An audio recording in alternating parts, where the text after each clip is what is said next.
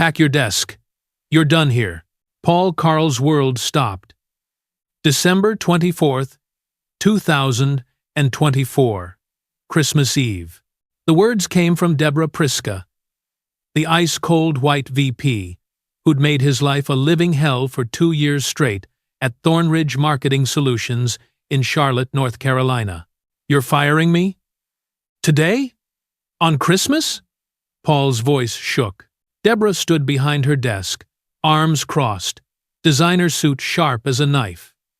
Her face showed nothing, no emotion, no mercy, just cold, hard stone.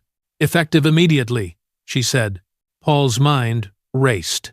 His 8-year-old daughter Amara lay in Carolina Medical Center right now, fighting sickle cell disease. Medical bills, $47,000 past due. Bank account, $2,847. His ex-mother-in-law was already threatening to take custody, calling him unstable.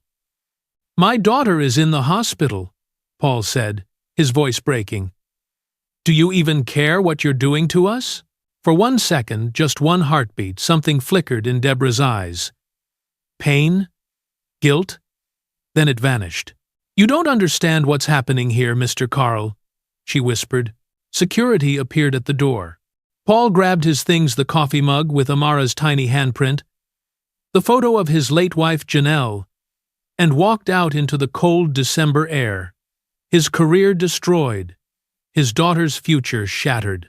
But Paul didn't know something. Nobody knew. Deborah Priska was hiding a devastating secret, and in 48 hours, that secret would blow everything wide open and turn his worst enemy into the only person who could save him. Sometimes, the person destroying your life is actually trying to save it. If you're ready to enjoy this amazing story, click subscribe, like this video, and tell me in the comments where in the world you are watching from, and what time is it over there. Your support helps us bring more wonderful stories, and trust me, you won't want to miss them. 24 hours earlier, December 23rd, 4:34 p.m., Paul Carl stared at the text message on his phone screen until the words blurred. Balance due, $47,382.16.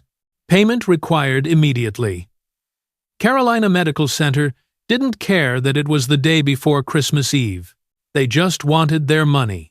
Around him, the Thornridge Marketing Solutions office buzzed with holiday energy. Someone was blasting Mariah Carey.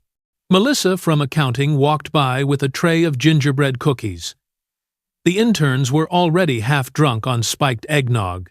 Paul felt none of it. "Yo. P." Marcus from Creative poked his head into Paul's office. "You good, man? You look stressed." Paul locked his phone. "I'm straight. Just trying to finish this Henderson report before."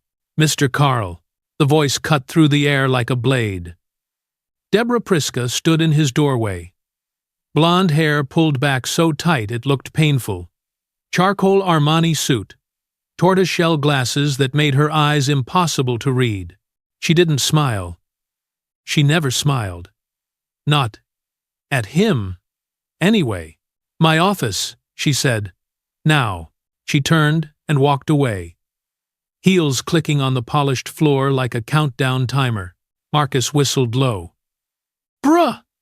What'd you do?" "Man, I don't even know anymore," Paul muttered, grabbing his portfolio. "This woman has had it out for me since day one. For real, though." Marcus lowered his voice, glancing around. "You ever think it's, you know?" Paul knew exactly what Marcus wasn't saying. He'd thought about it plenty. Was Deborah one of those white executives? The kind who talked about diversity in meetings, but got uncomfortable when black folks actually sat at the table? 2 years? 2 years of this? Paul walked through the office toward the executive wing, his mind flashing through every interaction with Deborah since she'd transferred from New York. September 2022. His first big presentation. She'd torn it apart in front of the entire leadership team. Sloppy research. Weak conclusions. His white colleague presented literally the same data structure the next week. Deborah called it innovative. March 2023. He'd requested time off for Amara's surgery. Denied. We need all hands on deck. Meanwhile, Brad from sales got a week off for his golf trip to Scottsdale. June 2023. Performance review. Paul had exceeded every metric. Deborah gave him a 2% raise. There's room for improvement, she'd said coldly. November 2023. He'd applied for senior operations manager. Didn't even get an interview. The position went to someone with half his experience. Every single time. Deborah Priska had blocked him, criticized him, undermined him, and Paul had never understood why. He reached her office. The door was open. Deborah sat behind her massive glass desk, fingers steepled, looking at him like he was a problem she was about to solve. "Close the door," she said. Paul did. His heart hammered. The Henderson Campaign Report. Deborah slid a printed copy across her desk. Red pen marks covered every page like wounds. "This is what you consider quality work?" Paul blinked. Yes. I spent 3 days on that analysis. The data is solid. The strategy is surface level at best," Deborah interrupted. Her voice was ice. "Your analysis lacks depth. Your projections are overly optimistic. Your understanding of the client's needs is fundamentally flawed." Paul felt heat rising in his chest. "Miss Priska, with all due respect, I've been working with Henderson for 18 months. I know their needs. This report is inadequate." Deborah removed her glasses, pinning him with her cold stare. "I expect a complete revision by Monday morning." "Monday morning?" "That's December 26th, the day after Christmas. Then I suggest you manage your time wisely, Mr. Carl." The dismissal was clear. Paul stood, hands shaking with frustration and something deeper. Humiliation, rage, exhaustion from 2 years of this exact treatment. At the door, he turned back. "Why do you hate me?" Deborah's expression didn't change. "I don't hate you, Mr. Carl." "Then what is this? What have I done to you?" For just a second, something flickered in her eyes. Something that looked almost like pain? "You wouldn't understand," she said quietly. Paul left her office, walked straight past Marcus, who was hovering nearby, grabbed his coat, and headed for the elevator. His phone buzzed. Another text from the hospital. Another reminder that his daughter needed him, and he was failing her. He didn't know it yet. But in less than 24 hours, Deborah Priska would destroy what was left of his life. And somehow, impossibly, she would also be the only person who could save it. December 23rd, 7:15 p.m. The Thornridge office was a ghost town. The holiday music had stopped. The lights were dimmed. Even the janitors had clocked out early. Just Paul, alone in his office, surrounded by spreadsheets and cold coffee. His eyes burned. He'd been staring at numbers for 3 hours straight, cross-referencing every data point in the Henderson report, checking every calculation twice, then 3 times, and that's when he saw it. A discrepancy in the Q3 revenue figures Henderson had provided. Paul pulled up the original client files, compared them to the dataset Deborah had given him to work from. His stomach dropped. The numbers didn't match. He dug deeper. Pulled reports from August, September, October. The pattern emerged like a crack in ice. Henderson's finance team had been submitting incorrect data for 6 months. Not Paul's analysis, not his projections. The source data itself was wrong, which meant his original report wasn't flawed at all, which meant Deborah had eviscerated him in that meeting over nothing, which meant Paul's hands started shaking. The entire company had been making decisions based on bad information for half a year. "Oh, you've got to be kidding me," Paul muttered. printing everything. The evidence came out in sheets, black and white proof that he'd been right all along. He looked across the empty office floor toward the executive wing. One light still glowed. Deborah's office. Of course, she was still here. The woman probably had ice water in her veins instead of blood. Paul grabbed the printouts and walked. His dress shoes echoed in the empty space. With each step, 2 years of humiliation, frustration, and rage crystallized into something sharp and focused. He didn't knock, just pushed open her door. Deborah looked up from her laptop, startled for maybe the first time since he'd known her. "Mr. Carl, it's after 7. The data was wrong." Paul slapped the printouts on her desk. "Henderson's data. It's been wrong since August. My report was correct. My analysis was solid. You tore me apart in front of everyone today over data that your team should have caught 6 months ago." Deborah's eyes scanned the documents. Her expression didn't change, but something shifted in the set of her jaw. "You've been riding me for 2 years, Paul continued, his voice rising. 2 years of blocking my promotions, denying my time off, treating me like I'm incompetent. And for what? For nothing. Mr. Carl, no." Paul leaned forward, hands on her desk. "You don't get to Mr. Carl me right now. You demanded I spend Christmas revising a report that didn't need revising. My daughter is in the hospital, and you're making me jump through hoops to prove I deserve to exist in this building." Deborah stood slowly. Even now, she was composed, controlled. "You don't understand what's happening here, Mr. Carl. Then explain it," Paul shouted. "Explain why you've made it your personal mission to destroy me. Explain why every single thing I do is wrong in your eyes. Explain." "I can't." The words hit like cold water. Paul stared at her. "What?"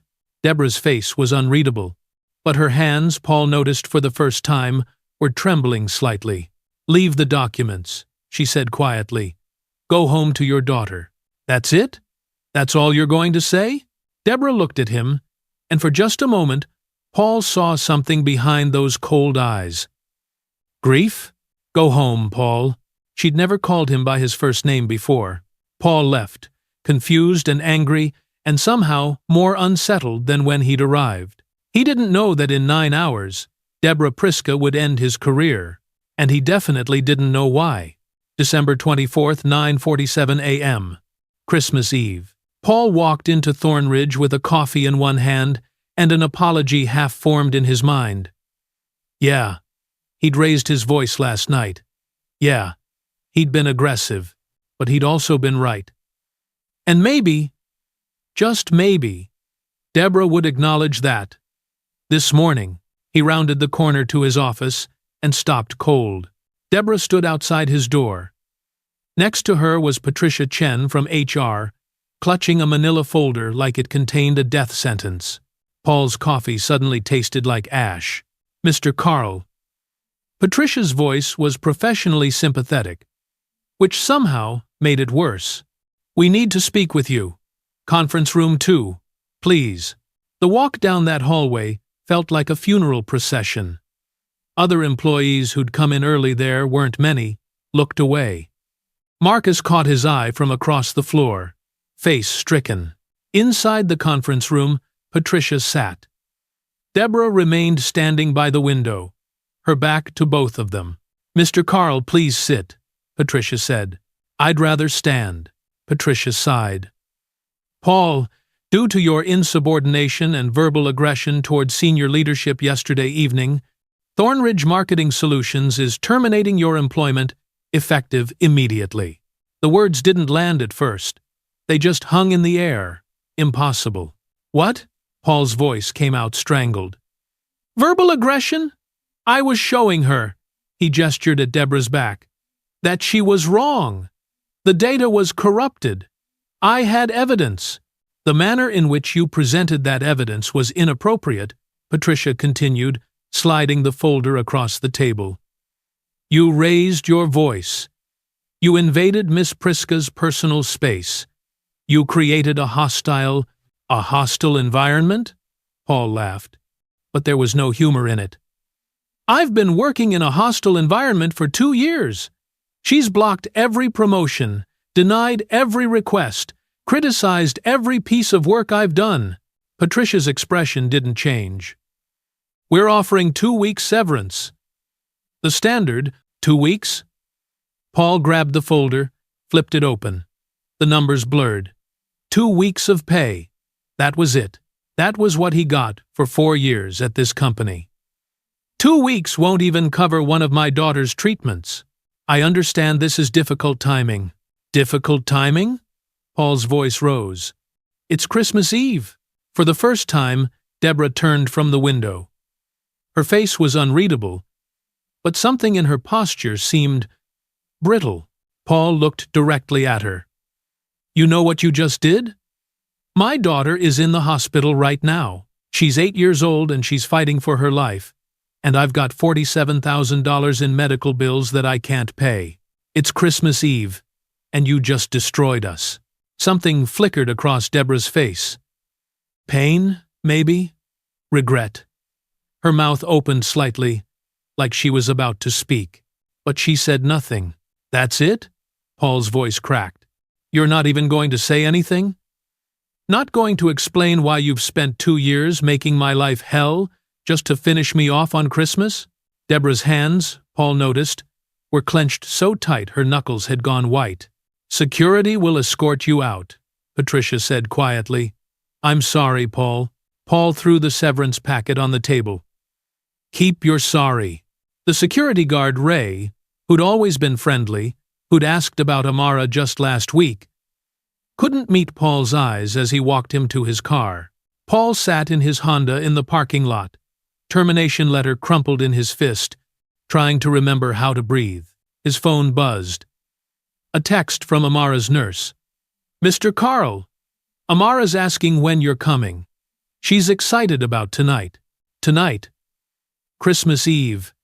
Their tradition watching movies in her hospital room, pretending everything was normal. Paul looked back at the Thornridge building. On the 4th floor, in that corner office, Deborah Priska stood at her window, looking down at him. Even from this distance, Paul could see her hand pressed against the glass.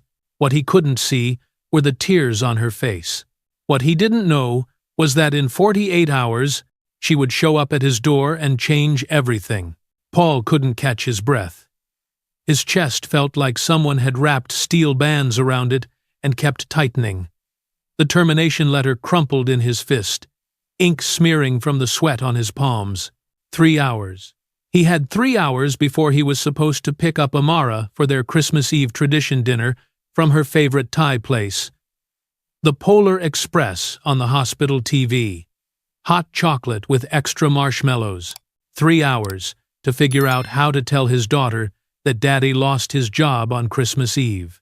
His hands shook as he pulled out his phone and opened his banking app. The numbers loaded slowly, like even his phone didn't want to deliver the bad news. Checking account. $2,847.26. Paul's vision blurred.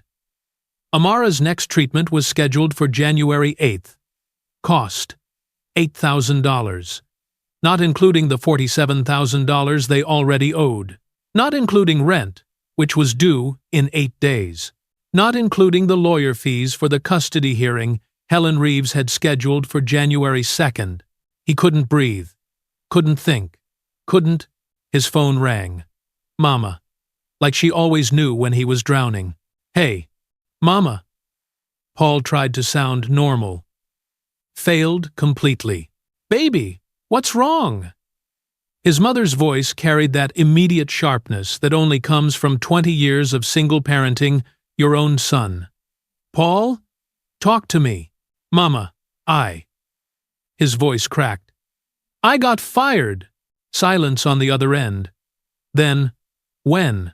30 minutes ago. Christmas Eve. They fired me on Christmas Eve. Oh, baby. He could hear her moving, probably sitting down at her kitchen table in Columbia.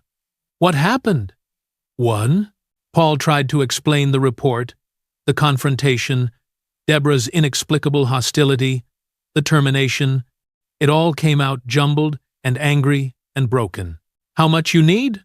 Mama asked when he finished. "Mama." "No." "Paul Jerome Carl, how much you need?" "Amara's treatment is $8,000, and I've got maybe $3 in the bank. And rent's due. And I can send you $300, she said quietly. "I wish it was more, baby. I wish I could give you everything, but my check doesn't come until—" "Mama, stop. I'm your mother. I'm sending $300 tonight. You use it for whatever Amara needs most." Paul pressed his forehead against the steering wheel. "Thank you, Mama. You gonna tell her? About the job?" "Not tonight. It's Christmas Eve." "I'm not destroying her Christmas. You're a good daddy, Paul. Don't you forget that." But Paul felt like the worst father in the world as he drove to Carolina Medical Center, bought pad thai and spring rolls with money he couldn't afford to spend, and walked into room 412 with a smile stapled to his face. "Daddy!" Amara's face lit up despite the IV in her arm and the monitors beeping beside her bed. She looked so small in that hospital gown, but her smile could still light up the whole room. "Hey, baby girl." Paul kissed her forehead, set up their Christmas Eve feast on the rolling table. "You ready for the Polar Express?" "Yes." Amara grabbed the remote. Nurse Maria said, "Maybe I can go home for a few hours tomorrow. Can we? Daddy? Please? We'll see what the doctors say." Paul settled into the chair beside her bed, trying not to think about how he'd pay for her to come home at all. They made it through the scene where the little boy gets his bell, when Amara paused the movie. "Daddy, why are your eyes so red?" Paul forced a smile. "Just tired. Baby girl. Work was long today." Amara studied him with those two knowing 8-year-old eyes. "You promise you're okay?" "I promise." The lie tasted like poison. They finished the movie. Amara fell asleep around 9, clutching the stuffed reindeer Paul had bought her last Christmas. He sat there in the dark, listening to the monitor's beep, watching his daughter breathe. His phone buzzed. A text from an unknown number. "Mr. Carl? This is Maria from the nursing station. Can you come to the hallway? There's something you should know about Amara's account." Paul's heart stopped. Had the hospital finally decided to stop treatment because of the unpaid bills? He stepped into the fluorescent hallway, found Maria waiting by the nurse's station. "What's wrong?" Paul asked. "Are they cutting off her care?" No, Maria said quickly. "Actually, it's the opposite. I was reviewing her file tonight and noticed something strange. Someone's been making payments on her account, anonymous payments through some kind of foundation." Paul blinked. "What? Who?" "I don't know. The payments started back in August. $28,000 total. They come through something called Emma's Promise Foundation." Maria showed him her computer screen. "I thought you knew about it." Paul stared at the numbers. "August. That was right after Deborah transferred to Charlotte. Emma's Promise." "Who's Emma?" Paul whispered. Maria shrugged. "The payments are anonymous. But somebody out there is trying to help you, Mr. Carl." Paul walked back to Amara's room in a daze. Sat in that chair. Stared at his sleeping daughter. Someone had been secretly paying her medical bills for 4 months. Someone who knew Emma. And Paul had a terrible, impossible suspicion about who that someone might be. Christmas morning, 6:47 a.m. Paul woke to his phone, vibrating against his chest, neck screaming from another night in the hospital chair. Amara was still asleep, peaceful in a way she rarely looked anymore. The caller ID read, "Robert Chen, landlord." Paul's stomach dropped. He stepped into the hallway, answered, "Mr. Carl, Merry Christmas." Robert's voice was apologetic but firm. "I hate to call today, but I need to know about January rent. You're already late on December's second half. And, I know. Paul pinched the bridge of his nose. I'll have it. I just need a few days. Paul, you're a good tenant, but I've got a mortgage too. If I don't have December and January by the 5th, I'll have to start eviction proceedings. I'm sorry. The call ended. Paul leaned against the wall, trying to remember how to breathe. His phone rang again immediately. His lawyer, Janet Okonkwo. Janet, please tell me you're calling with good news.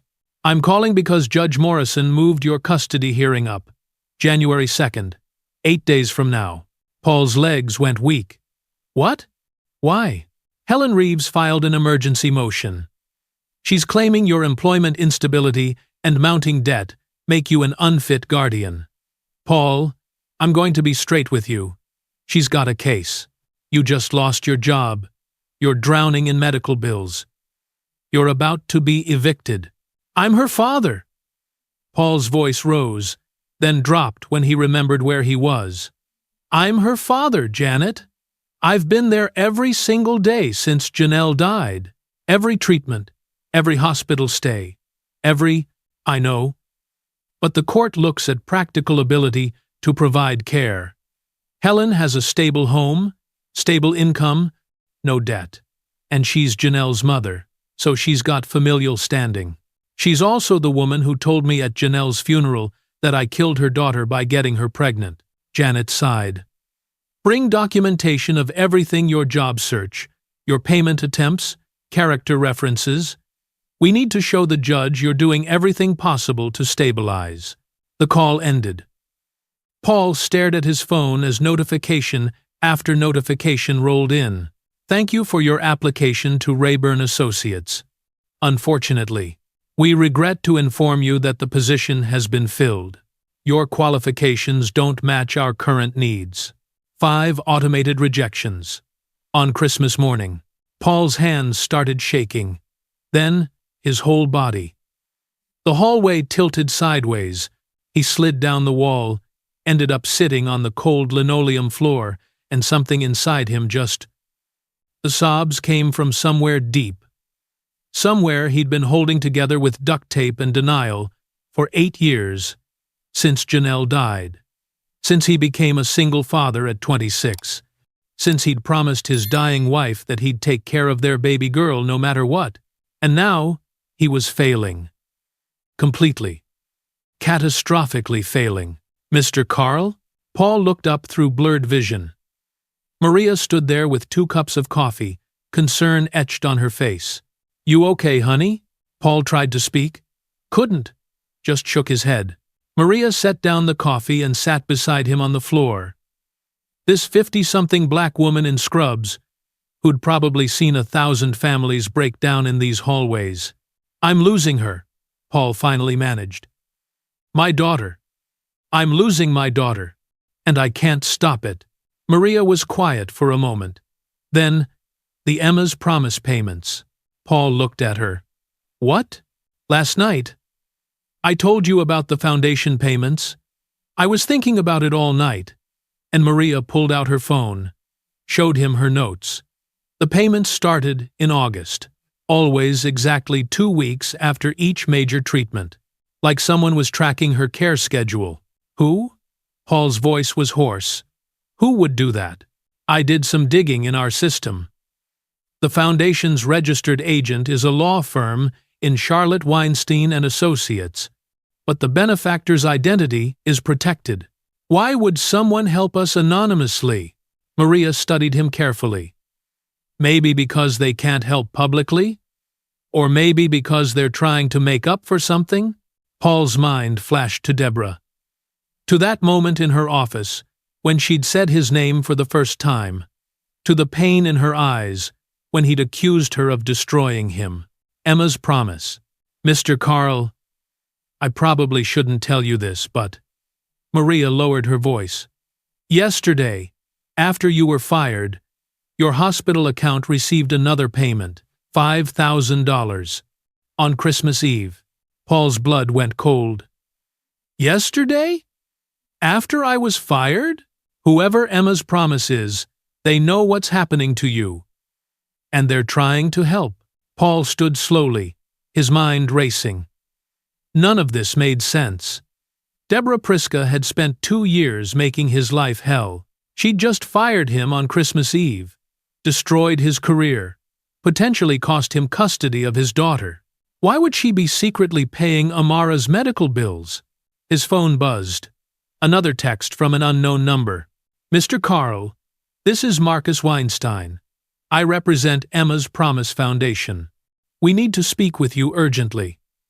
Can you meet me at Carolina Medical Center today, 2 p.m., regarding Amara's care and your current situation? Paul stared at the message. In 6 hours, he was going to learn the truth about Deborah Priska, and it was going to change everything he thought he knew about the woman who destroyed his life. Christmas morning, 7:23 a.m. Dilworth, Charlotte.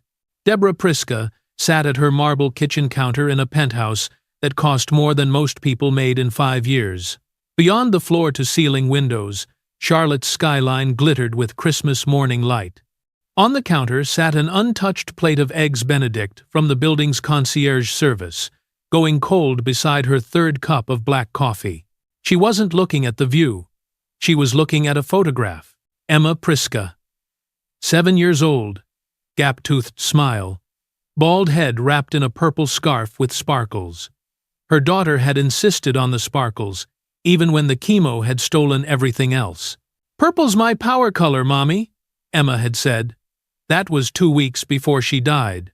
December 26, 2021. 3 years ago tomorrow. Deborah's hand shook as she set down the photo and opened her laptop.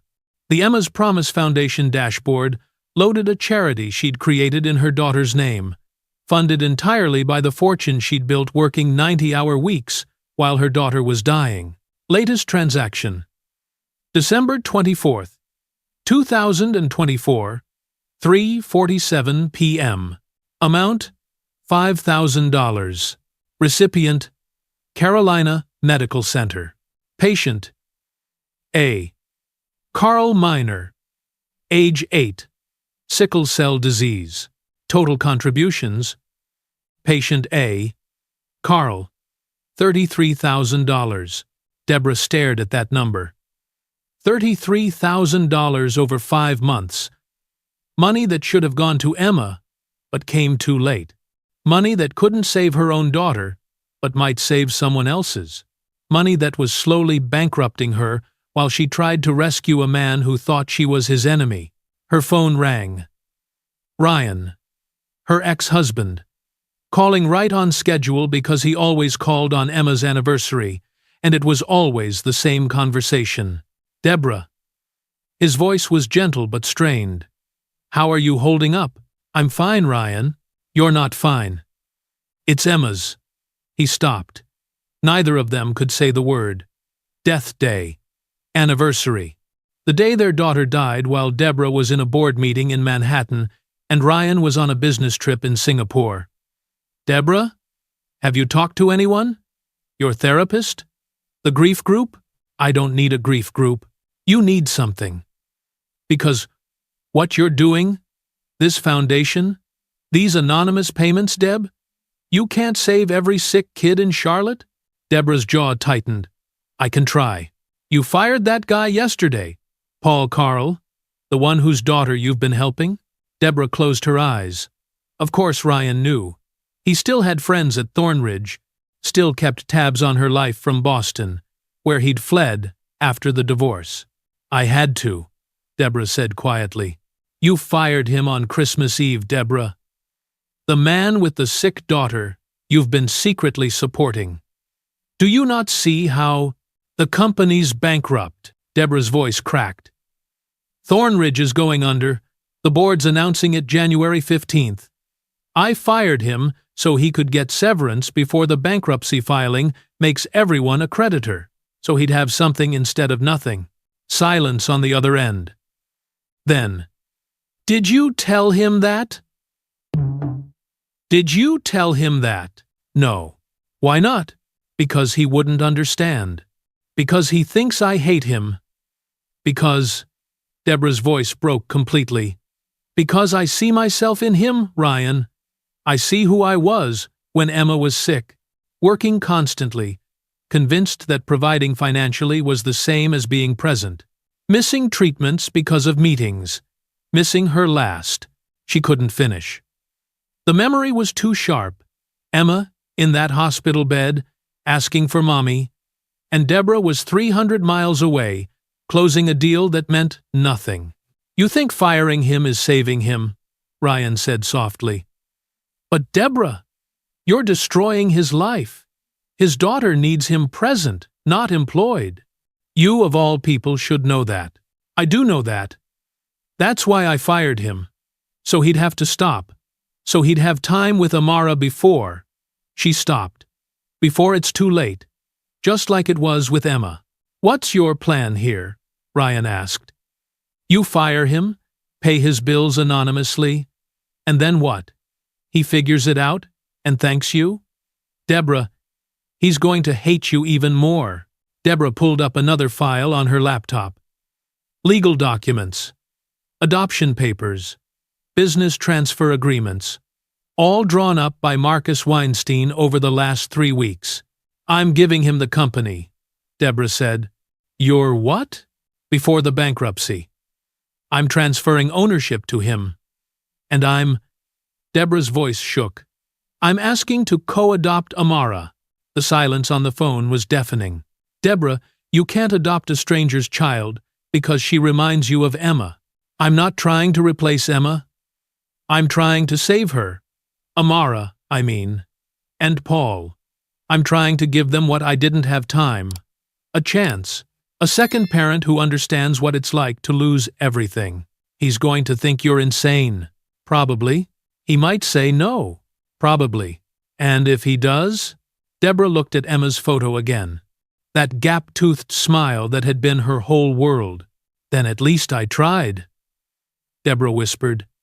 At least I didn't let another little girl die because her parent was too proud to accept help. She ended the call, opened her email, sent a message to Marcus Weinstein, scheduled the meeting. Today, 2 p.m., Carolina Medical Center. It's time Paul Carl learned the truth. In 6 hours, Deborah was going to walk into that hospital and offer a man who hated her everything she had left, and she had no idea if he'd accept it or throw her out. But she knew one thing for certain. She wasn't going to let Amara Carl become another Emma Priska. Not without a fight. December 26th, 1:58 p.m. Paul saw them the moment they walked through the Carolina Medical Center lobby doors. Deborah Priska, dressed in a black wool coat that probably cost more than his rent, and a man in an expensive suit carrying a leather briefcase. They moved with the confidence of people who belonged everywhere they went. Something in Paul's chest ignited. He intercepted them before they reached the elevator bay, his voice carrying across the marble lobby. You got some nerve showing up here, after what you did. Deborah stopped. Turned. Her face was composed, but Paul noticed dark circles under her eyes, like she hadn't slept. Mr. Carl. Don't? Mr. Carl me. Paul stepped closer, aware that people were staring. He didn't care. You fired me on Christmas Eve. You destroyed my career, my reputation, my ability to provide for my daughter. And now you show up at her hospital like what? You want to gloat? The man with the briefcase stepped forward. Mr. Carl, I'm Marcus Weinstein, Miss Priska's attorney. We're not here to cause problems. We're here to help. Help? Paul laughed bitterly. The only thing she's ever helped me with is ruining my life. Deborah's composure cracked slightly. Paul, please, I need to speak with you privately. It's about Amara's medical bills. Something in her tone stopped him. Not the coldness he was used to. Something raw, almost desperate. What about her bills? Paul asked warily. Not here. Deborah glanced around the crowded lobby. Is there somewhere we can talk? Somewhere private? 5 minutes later, They sat in the hospital chapel, a small, quiet room with rows of wooden pews and a stained glass window casting colored light across the floor. Paul sat on one side, Deborah and Marcus on the other, like opposing counsel at a trial.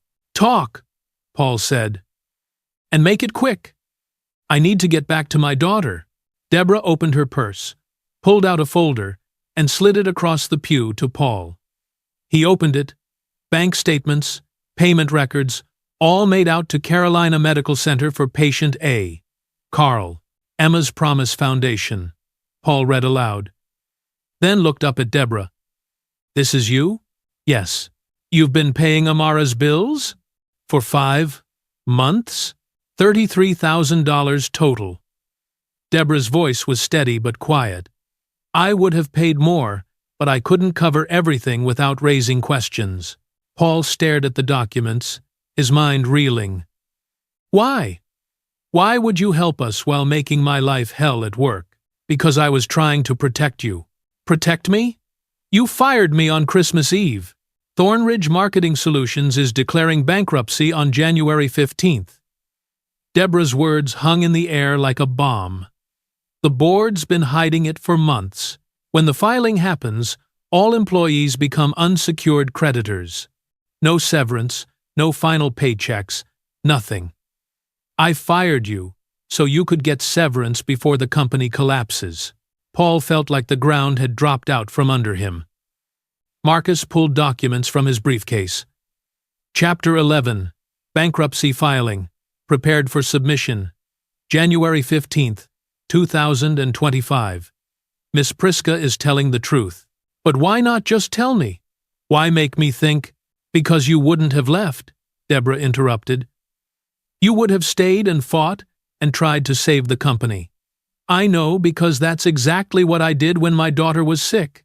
I stayed at work while she was dying, because I convinced myself that's what good parents do. They provide, they sacrifice, they work harder. Her voice cracked on the last words. Emma, Paul whispered. Emma's Promise. Your daughter? Deborah nodded, pulling out her phone with shaking hands. She showed Paul a photo. A little girl with a bald head and a gap-toothed smile, wrapped in a sparkly purple scarf. Emma Priska. She died December 26th, 2021. 3 years ago yesterday. She was 7 years old. Leukemia. Deborah's composure was fracturing, and I wasn't there when she died because I was in a board meeting in New York that I convinced myself was more important than being at her bedside. Paul stared at the photo.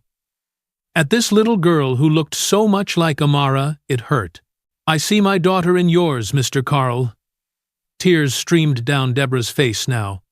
I see myself in you, the workaholic parent who thinks providing financially is the same as being present. I fired you because I didn't want you to make my mistake. I didn't want you to miss Amara's last. She couldn't finish. Just pressed her hand over her mouth. Shoulders shaking. Marcus pulled more documents from his briefcase.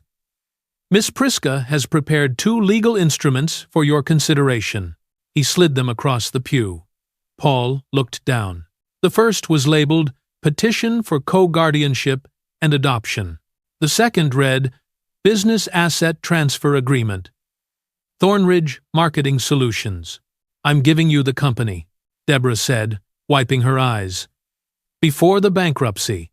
A legal transfer of ownership that protects the business from creditors. And I'm asking, her voice broke, I'm asking to co-adopt Amara, to help you raise her, to be there for her in ways I never was for Emma. Paul's hands trembled as he held the documents. This couldn't be real. This had to be some kind of trick. Why would you do this? He whispered. Deborah looked at him with those red-rimmed eyes. Because I can't save my daughter. But maybe I can save yours. The chapel was silent except for the distant beep of hospital monitors. Paul looked at the adoption papers. At the business transfer. At this woman who'd been his enemy for 2 years and was now offering him everything. I don't understand, Paul said. If you cared about Amara, why were you so cruel to me? The denied promotions, the public criticism, because I was trying to push you out before the company collapsed, Deborah said. And because, she hesitated, because every time I looked at you, I saw who I used to be. And I hated myself so much for failing Emma that I took it out on you. I'm sorry, Paul. I'm so sorry. Paul stood abruptly, pacing the small chapel. This was insane! All of it! You want to adopt my daughter? A child you've never even met? I've seen her file. I've tracked every treatment. I know she loves Thai food and the Polar Expresses and sparkly things just like Emma did. Deborah's voice strengthened. I'm not trying to replace you, Paul. I'm trying to help you. Let me be the second parent who understands what you're going through. Let me use my resources, my connections, my money, everything I have to make sure Amara gets the best care possible. Marcus cleared his throat. Mr. Carl, you should know that your custody hearing is in 6 days. Miss Priska's co-adoption would significantly strengthen your case against Helen Reeves. It would show the court that Amara has a stable 2-parent household with substantial financial resources. Paul's mind was spinning. This morning, he'd woken up with nothing. No job, no money, no hope. And now his enemy was offering him a company and asking to be his daughter's second mother. I need to think, Paul said. Of course. Deborah stood. But Paul, there's one more thing you should know. What? I didn't just fire you to save you from the bankruptcy. I fired you because you needed to stop running. Stop working yourself to death. Stop trying to be everything for everyone. Deborah's voice was fierce now. Your daughter doesn't need you to be a perfect provider. She needs you to be present. She needs you to be there. Not in a boardroom. Not sacrificing yourself for a paycheck there. With her. While you still have time. The words hit Paul like a physical blow because they were true. Every word was true. How long does Amara have? Deborah asked quietly. Paul's voice came out strangled. The doctors say if we can get her into the trial program at Duke, maybe years. But without it, he couldn't say it. Then we don't have time to waste. Deborah moved toward the chapel door, then turned back. I'm not asking you to forgive me for how I treated you. I'm not asking you to trust me. I'm just asking you to let me help save your daughter. Because I couldn't save mine. She left, Marcus following with his briefcase. Paul stood alone in the chapel, holding documents that could change everything. Staring at a photo of a little girl named Emma, who died because her mother chose work over presents. His phone buzzed. A text from Amara's room. Daddy, where are you? I'm awake. Paul looked at the adoption papers. At the business transfer. At the impossible offer from his impossible enemy. In 6 days, he had a custody hearing that could take Amara away forever. And the only person who could help him win was the woman who'd spent 2 years destroying him. What the hell was he supposed to do? Paul stood in the chapel doorway, documents clutched in his fist, watching Deborah and Marcus walk toward the elevator. His mind screamed at him to let them go. To throw these papers in the trash. To protect himself and Amara from whatever game this woman was playing. But his feet carried him forward anyway. Wait! Deborah turned, hope flickering across her exhausted face. I need answers, Paul said, walking back toward the chapel. Real answers. Not lawyer talk, not corporate spin. The truth. They returned to the pews. Marcus moved to leave, but Deborah stopped him. Stay. He deserves to hear all of it. Paul sat across from them, his voice tight with barely controlled emotion. Why would you do this? Any of this? You've treated me like garbage for 2 years, blocked every promotion, denied every request, made me feel like I didn't deserve to exist in that building. And now, you want to adopt my daughter? And give me your company? I know how it sounds, No, you don't. Paul's voice rose.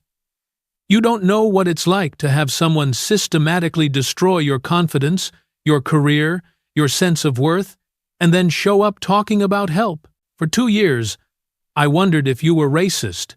If you just couldn't stand seeing a black man at that table. I went home every night questioning myself, wondering what I'd done wrong, why you hated me so much. Deborah flinched like he'd struck her. I never, Paul. It was never about race. Then what was it about? Make it make sense. Deborah pulled out her phone with shaking hands, scrolled through photos, then held it out to Paul. This is Emma. December 2020. Right after her first round of chemo. Paul looked at the screen. A little girl with bright eyes and no hair, grinning at the camera despite the IV in her arm. She was wearing a hospital gown decorated with butterflies, holding a stuffed elephant. She looks like Amara, Paul whispered. I know. Deborah swiped to the next photo. This is March 2021. She was responding well to treatment. The doctors were optimistic. Emma at a park, wearing a wig, pushing herself on a swing. Another swipe. June 2021. Relapse. Emma back in a hospital bed, thinner, paler, but still smiling. August 2021. We found an experimental trial at Johns Hopkins. It was our last hope. Emma, with even more wires, more machines, her smile smaller, but still there. December 20th, 2021. 6 days before she died. Emma barely conscious, Deborah beside the bed holding her hand. Both of them looking at something off camera. Paul's throat tightened. Deborah. I wasn't there, Deborah said, tears streaming down her face. December 26th, when Emma died, I was in a board meeting in Manhattan. A merger deal. $50 million. I told myself it was important, that I was providing for her, securing her future. Doing what good mothers do. She swiped to another photo, a screenshot of a calendar. December 26th, 2021. Blocked out in red. Board meeting, NYC. Do not miss. Ryan called me at 2:47 p.m. Said the doctors thought it would be that day. That I should come. I told him I'd catch the next flight. That the meeting would only take another hour. Deborah's voice broke completely.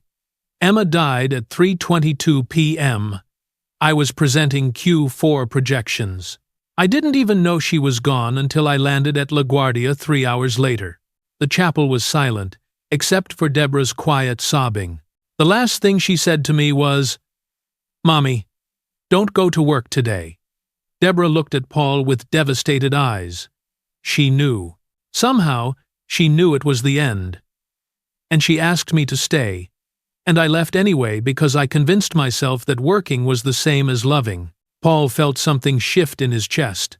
This wasn't the cold, calculating woman from Thornridge. This was a mother drowning in grief and guilt. When you started at Thornridge, I barely noticed you, Deborah continued. You were just another operations manager.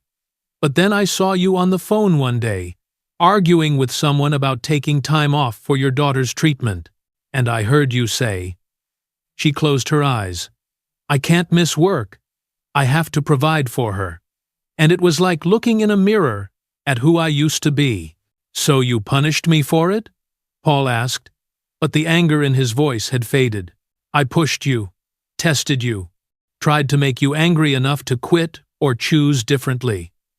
Deborah wiped her eyes. Every denied vacation request was me trying to force you to choose Amara over work. Every blocked promotion was me trying to show you that climbing the corporate ladder doesn't matter when your child is sick. Every criticism was me screaming at my own past self through you. Marcus handed Deborah a tissue. She took it, continuing in a steadier voice. I know it was wrong. I know I hurt you instead of helping you. But Paul, every time you stayed late at the office while Amara was in the hospital, Every time you worked through a treatment day, every time you sacrificed being present for the sake of providing, I saw Emma slipping away from me all over again. Paul thought about all those nights working late on the Henderson report while Amara watched movies alone in her hospital room. All those times he'd sent his mother to treatments because he had a meeting. All those moments he'd chosen work over presence, telling himself he was being a good father by being a good provider. I was a terrible mother, Deborah said quietly. I worked 90-hour weeks while my daughter was dying. I missed treatments because of conference calls. I convinced myself that paying for the best doctors and the best hospitals and the best everything was the same as being there. And when Emma died, I learned the truth. She didn't want the best hospital room. She wanted her mom. She pulled up one final photo. A piece of construction paper with crayon drawings, stick figures labeled Mommy and Emma, holding hands under a rainbow. At the bottom, in a child's handwriting, my Christmas wish, more time with Mommy. I found this in her things after the funeral, Deborah whispered. December 23rd, 2021. 3 days before she died. Her last Christmas wish wasn't for toys or games. It was just for time with me, and I didn't give it to her. Paul's own eyes were wet now. So when I see you making the same mistakes I made, sacrificing presents for provision, working yourself to death, while your daughter needs you alive, I can't stay silent. I fired you because you needed to stop. You needed to be forced to choose Amara over career, over pride, over the belief that working harder will somehow fix everything. Deborah looked directly at Paul. Don't make my mistake. Don't let Amara's last wish be more time with you. The words hit Paul like a freight train. Because wasn't that exactly what Amara had been asking for? More time? More presence? More of him actually being there, instead of just providing? I don't expect you to forgive me, Deborah said. I don't expect you to trust me. But I'm begging you, let me help. Let me use my money, my resources, my connections to give Amara what I couldn't give Emma. A fighting chance and a parent who shows up. Paul looked at the adoption papers. At this broken woman offering him everything she had left. Why co-adoption? He asked. Why not just pay the bills anonymously, like you've been doing? Deborah's voice was barely a whisper. Because I need to know I can be the mother I should have been. Because I need a second chance to get it right. Because... She broke down again. Because I'm so tired of being alone with this grief. And maybe helping you save your daughter will help me forgive myself for losing mine. Marcus stood quietly. Mr. Carl, the custody hearing is in 6 days. I know this is overwhelming, but time is not on our side. If you're going to consider this, we need to move quickly. Paul looked at his phone. A text from Amara. Daddy, are you coming back? He thought about Christmas Eve, watching the Polar Express, while mentally planning his next job application, about all the moments he'd been physically present, but mentally absent, about Janelle's last words. Promise me, you'll really be there for her, Paul. Not just providing, really there. He'd been breaking that promise for 8 years. I need to meet her, Paul said suddenly.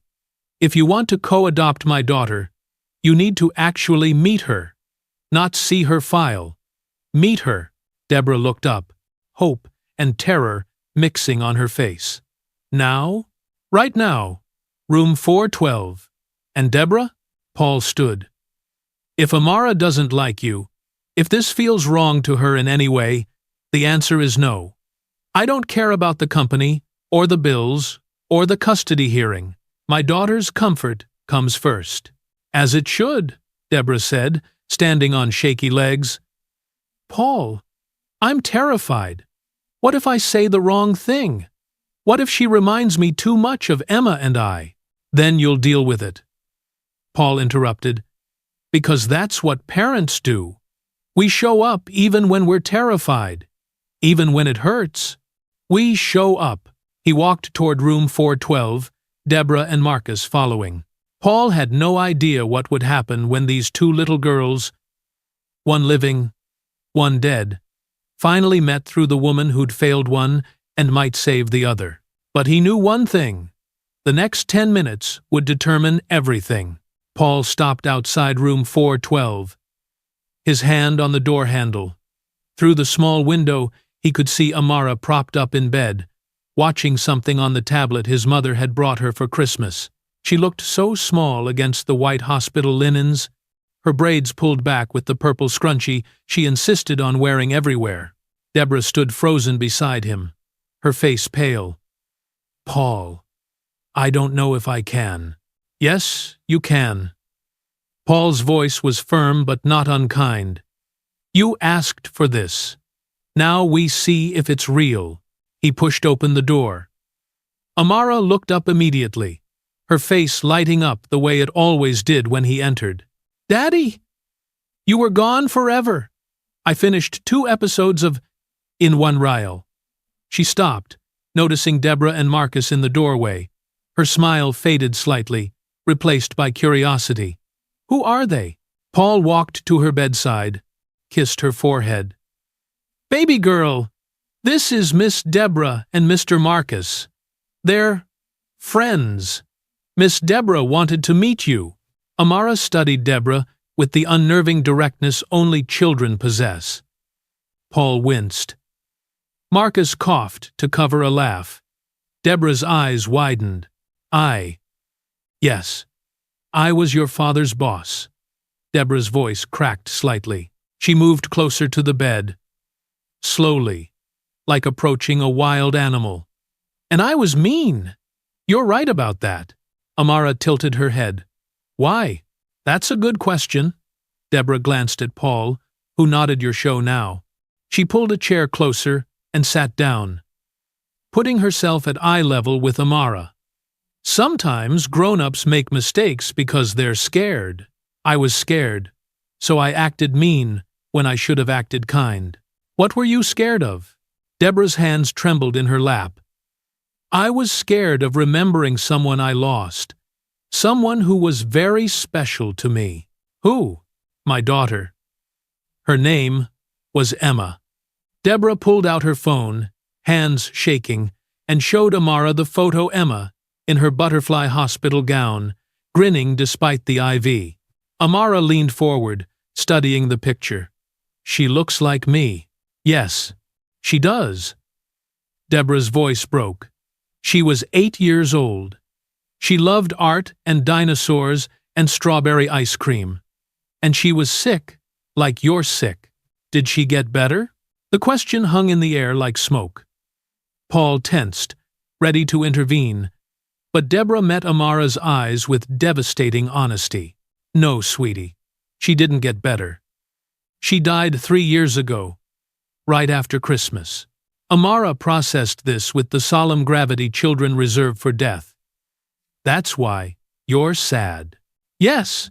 Is that why you look at my daddy like you want to cry sometimes?" Paul's eyebrows shot up. "Baby, when did you—" "At the office? When you brought me that one time? Remember? For Bring Your Daughter to Work Day?" Amara looked at Deborah. "You looked at Daddy working on his computer and your face got really sad. Like Daddy's face when he looks at Mommy's picture." Deborah covered her mouth, tears spilling over. "You're a very observant little girl. Nurse Maria says I notice things." Amara reached out suddenly and touched Deborah's hand. "Does it hurt a lot? Missing Emma?" "Every single day. I miss my mommy every day too. But Daddy says the people we love stay in our hearts, even when they're gone." "Maybe Emma's in your heart."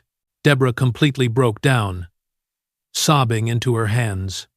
Marcus moved to comfort her, but Amara beat him to it, wrapping her small arms around Deborah's shoulders with the tube from her IV stretching across the bed. "It's okay to be sad," Amara said softly, patting Deborah's back the way Paul always patted hers during treatment. "Crying helps. Daddy cries in the bathroom sometimes When he thinks I'm sleeping. Paul's throat tightened. He hadn't known she'd heard him. Deborah pulled back, wiping her face, looking at this wise little girl with something like awe. Amara, your father and I need to talk to you about something important. Is that okay? Amara nodded seriously. You know how your daddy works very hard to take care of you? And how sometimes he has to work so much that he can't be here as much as he wants? Yeah. He says it's so I can get my medicine. That's right. Well, I want to help. I want to help pay for your medicine so your daddy can be here more. And I want to be here too, if that's okay with you. Not as your boss or a stranger, but as someone who cares about you. Amara looked at Paul. Like Auntie Rachel? Paul's cousin, who visited from Atlanta twice a year. Kind of like that. Paul said carefully. But maybe more. Miss Deborah wants to help take care of you. Help me take care of you. Because I look like Emma? Deborah shook her head. Because you're Amara. You're smart and kind and brave, and you deserve people who show up for you. I can't bring Emma back, but maybe I can learn to be the kind of person who shows up the way I should have for her. Amara considered this with 8-year-old logic. Will you stay for movie time? We're watching Encanto. Daddy always falls asleep during the second song. I do not, Paul protested. You do too. You snore. Deborah laughed through her tears. I would love to stay for movie time. Okay. But you have to sit on that side. Amara pointed to the chair on her right. Because Daddy sits on this side, and that's his spot. And just like that, it was decided. Marcus quietly excused himself, mouthing, I'll draw up the papers, to Paul. Deborah settled into the chair, and Amara restarted Encanto from the beginning. So, Miss. Deborah doesn't miss anything important. Paul watched them. This woman who'd been his enemy, and his daughter, who saw only someone who needed comfort, and felt something shift in his chest. Maybe redemption wasn't about deserving it. Maybe it was about being brave enough to accept it when it was offered. Halfway through surface pressure, Amara reached out and took Deborah's hand. Deborah gripped it like a lifeline, tears streaming silently down her face, and Paul, watching them both, finally understood. Sometimes, the person trying to destroy you is actually trying to save you. They just don't know how to do it without breaking first. By the time the credits rolled, Amara had fallen asleep, holding both their hands, Paul's on her left, Deborah's on her right, 2 broken adults on either side of one precious child, all of them trying to figure out how to heal together. But as Paul's phone buzzed with another message from his lawyer, custody hearing moved up to January 2nd. Helen's attorney is pushing hard. We need to file the co-adoption papers. Now, he realized their biggest battle was still ahead. V4, latest copy publish. The Mecklenburg County Courthouse smelled like old wood and desperation. Paul sat at the defendant's table in his funeral suit, the only suit he owned, watching Helen Reeves dab her eyes with a tissue across the aisle. His former mother-in-law looked smaller than he remembered, more fragile. But her eyes still burned with that same mixture of grief and blame she'd carried since Janelle died. She blamed him, always had, and now she wanted to take the only piece of Janelle he had left. All rise for the Honorable Judge Patricia Brennan. Paul stood on shaky legs. Deborah sat 3 rows back in the gallery, perfectly still. Hands folded like she was praying. Maybe she was. Helen's attorney was exactly what Paul expected. Silver-haired, expensive suit. The kind of confidence that came from never losing. Richard Moreland stood like he was about to deliver a closing argument in a murder trial. Your Honor, we're here because Paul Carl has demonstrated a pattern of instability that makes him unfit for sole custody. In just the past month, he was terminated from employment on Christmas Eve, faced eviction notices, and has consistently failed to provide stable health care for this child. Paul's jaw clenched. His attorney, David Chen, touched his arm gently. Stay calm. Furthermore, Moreland gestured toward Deborah with barely concealed disgust. Mr. Carl has entered into a highly irregular arrangement with his former employer, a woman he barely knows, involving co-adoption papers and business transfers that appear designed solely to influence this court. Judge Brennan, a black woman in her 60s with silver locks and sharp eyes, didn't look up from the file. I'll determine what's relevant, counselor. Continue. Helen took the stand, and Paul's stomach twisted watching her paint him as the villain. Long work hours, Amara's repeated hospitalizations, the mounting debt. She made it sound like he was neglecting Amara instead of killing himself to save her. My grandbaby deserves stability, Helen said, voice breaking perfectly on cue. I have a paid-off house, savings, time to give her. Paul works himself into the ground, and Amara suffers for it. David's cross-examination was surgical. Mrs. Reeves, how many of Amara's medical appointments have you attended this year? Helen hesitated. I live 2 hours away. It's not always, how many? 4, maybe 5. And Mr. Carl?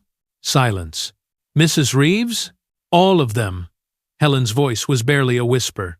Every single one for 8 years? Yes. Thank you. No further questions. David called Deborah to the stand. The courtroom held its breath as she was sworn in. Miss Priska, you terminated Mr. Carl's employment on Christmas Eve, yet now you're offering to co-adopt his daughter and transfer company ownership. Help us understand this. Unusual generosity. Deborah's voice was steady. I lost my daughter Emma to leukemia 3 years ago. I was her mother, but I wasn't present. I chose conference calls over treatments, board meetings over bedtime stories. I convinced myself that providing financially was the same as loving. Her voice cracked. When Emma died on December 26th, I was in Manhattan presenting quarterly projections. I didn't make it back in time to say goodbye. The courtroom went dead silent. When I see Paul working himself to exhaustion, I see myself making the same fatal mistake. I fired him because he needed to stop.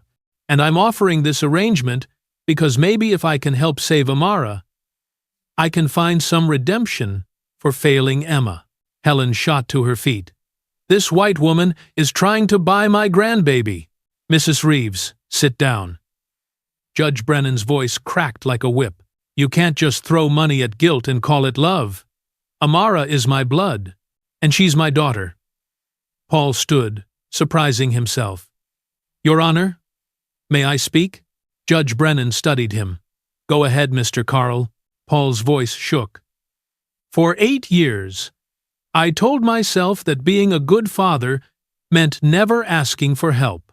That accepting charity made me weak. That I had to do everything alone to prove I was man enough to raise my daughter without her mother. He looked at Helen. I know you loved Janelle. So did I. And I know you're terrified of losing Amara the way we lost her. But Helen, Amara doesn't need perfect. She needs present. And I've finally learned that being present sometimes means accepting help. He turned back to the judge. I'm not asking you to choose me because I've done everything right. I'm asking you to choose what Amara needs. A father who shows up, who loves her more than his pride, and who's finally smart enough to know it takes a village. Judge Brennan cleaned her glasses slowly. The silence stretched like pulled taffy. This child needs a father who will do whatever it takes, including the hardest thing. Admitting he needs help. She looked directly at Paul. Petition denied. Sole custody remains with Paul Carl. Co-adoption arrangement approved pending home study. Paul's knees buckled. David caught his arm. Behind him, Deborah exhaled like she'd been holding her breath for 3 years. Helen collapsed into sobs. Moreland was already packing his briefcase, defeated. Paul pulled out his phone to text his mother the news, but his hands froze. 3 missed calls from Carolina Medical Center. A voicemail notification glowed red on the screen. His stomach dropped as he pressed play. "Mr. Carl, this is Dr. Patterson. We need you to come to the hospital immediately. Amara's condition has changed. It's urgent." Paul ran every red light between the courthouse and Carolina Medical Center. David was still calling, trying to get details about the home study. But Paul couldn't hear anything except the blood rushing in his ears, and Dr. Patterson's voice saying "urgent" over and over in his head. He burst through the hospital doors, Deborah right behind him, both of them sprinting toward the 4th floor. Room 412. Always, room 412. Dr. Patterson met them in the hallway, and Paul's heart stopped at the expression on her face. "Mr. Carl, before you panic, Amara is stable." Paul bent over, hands on his knees, trying to breathe. "Then why the hell did you say urgent?" Deborah demanded, her hand pressed to her chest. Dr. Patterson smiled. Actually smiled. "Because the test results came back from the clinical trial. The new treatment is working. Her sickle cell markers have dropped 40% in 6 weeks. We're seeing cellular regeneration we haven't seen in pediatric cases in years." Paul straightened slowly. "What are you saying?" "I'm saying your daughter is going into remission, Mr. Carl. Real, measurable remission." The hallway tilted. Deborah caught Paul's arm as his knees gave out. "She's going to be okay?" Paul's voice cracked on the last word. "She's going to be okay." Paul didn't remember walking into room 412. He just suddenly found himself there, Amara looking up from her art project with paint on her nose, and that smile that looked so much like Janelle's. "Daddy! Auntie D! Look what I'm making!" Paul pulled her into his arms and held on like he was drowning, and she was air. 6 months later, Paul stood in the renovated offices of Carl and Associates Consulting, watching the summer sun pour through windows that used to belong to Thornridge Marketing Solutions. The brass letters on the door were new. The mission statement on the wall was new. Everything else was rebuilt from the ashes of what Deborah had given him. "Paul, we got the Henderson account." Marcus from Creative burst through the door, grinning. "They said they're coming back because they heard we actually let people have lives here." Paul smiled. The company had a reputation. Now mandatory 8-hour days, remote flexibility, unlimited sick time for parents with sick kids. Half their clients came because they'd heard Paul Carl was the guy who understood that life happened and work could wait. "Tell them we start next month," Paul said. "And Marcus? Take Friday off. Didn't your daughter have a recital?" Marcus's eyes got wet. Yeah, she does." "Thanks, boss." Paul's phone buzzed. A photo from Deborah Amara, covered in paint, holding up a canvas covered in purple and gold butterflies. The text read, "Tuesday Art Day is getting messy. She wants to paint you next week. Fair warning." He smiled and pocketed his phone. Deborah had left corporate life completely after the custody hearing. Now she volunteered at 3 children's hospitals, funded art therapy programs, and spent every Tuesday afternoon in Paul's living room teaching Amara to paint, the thing she'd never made time to do with Emma. That evening, Paul sat on his new porch, the house in Plaza Midwood, that Deborah had helped him buy. The one with the yard Amara had always wanted, watching his daughter chase fireflies in the twilight. Her hair had grown back thick and healthy. Her laugh came easy now. The purple scrunchie was retired to a memory box, replaced by butterfly clips that Deborah bought her every week. Deborah sat in the rocking chair beside him, watching Amara with an expression Paul had learned to recognize. Joy mixed with grief. Gratitude mixed with guilt. The face of someone learning to forgive themselves one day at a time. "I was wrong about you," Paul said quietly. Deborah turned to him, eyebrows raised. "Took you 6 months to admit it? I'm slow." He smiled. "But I'm learning. You weren't my enemy. You were just someone trying to save me from becoming you.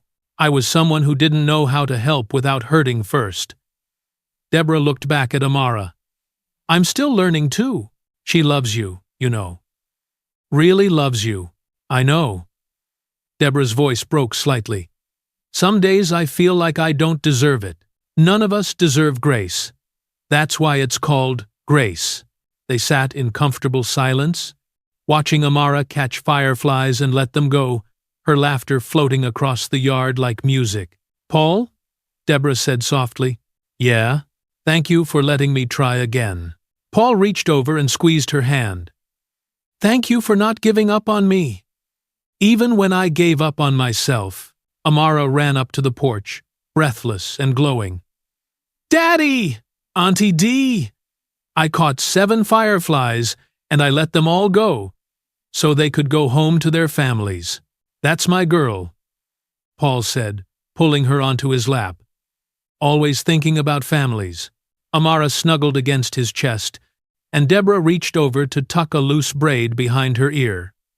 The 3 of them sat there in the growing dark, held together by loss and grief, and the stubborn decision to try again anyway. Sometimes redemption doesn't look like fixing what's broken. Sometimes it looks like 3 broken people deciding to be broken together and calling it family. Sometimes you have to lose everything to find out what matters. And sometimes the person you thought was destroying you was actually the only one brave enough to save you, even if it meant breaking you first. Inside the house, Paul's phone buzzed with an email. The subject line read, Emma's Promise Foundation. New applicant #247. Single father. Daughter with leukemia. Need immediate assistance. Deborah saw him reading it over Amara's head. Their eyes met. What do you think? Paul asked. Deborah smiled through tears. I think we have work to do, because that's what redemption looks like. Not an ending, but a beginning. Not perfection, but presence. Not fixing the past, but choosing differently in the future. One broken family at a time. If this story moved you, if Paul and Deborah's journey reminded you that sometimes the people who challenge us are actually trying to save us, if Amara's strength gave you hope, then please don't let this message end here. Hit that like button. Share this story with someone who needs to hear that accepting help isn't weakness. It's courage. Subscribe so you never miss stories that remind us what really matters. Because somewhere right now, there's a single parent working themselves to death, thinking they have to do it alone.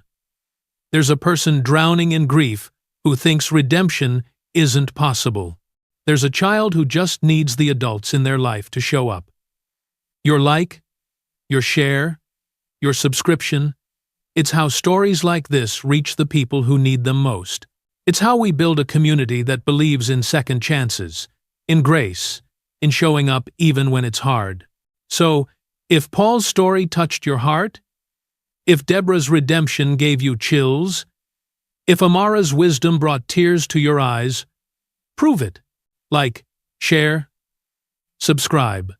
Because the next person who needs to hear this message might be just one share away from hope. Don't let them miss it.